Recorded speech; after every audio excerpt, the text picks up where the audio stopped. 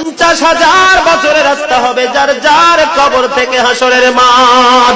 ফুলচেরাতে পুল হবে 30,000 বছরের রাস্তা। আমার উম্মতগুলো কিভাবে রে পায়ে হেঁটে তারা অতিক্রম করবে? বন্ধু নবী এমনি এমনি কাঁদেনি রে, নবী জানিয়ে দিয়েছে কাল কিয়ামতের ময়দানে উম্মতগুলো খালি পায়ে থাকবে, মাটি তো তামা থাকবে। ও বন্ধু, তাদের শরীরে কোনো পোশাক থাকবে না, উলঙ্গ অবস্থায় থাকবে।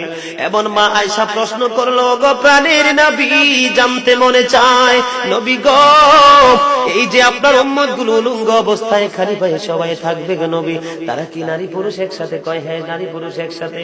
তারা কি কেউ কারো দিকে নজর দিবে না?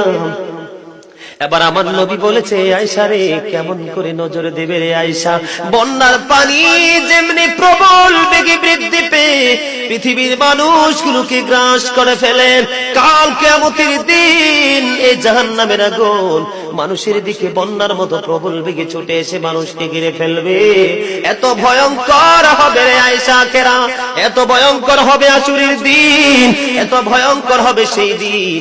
আর সেদিন এত বিপজ্জনক হবে, একটা পুরুষ আর একটা নারীর দিকে তাকাইবার মতো সুযোগ থাকবে না।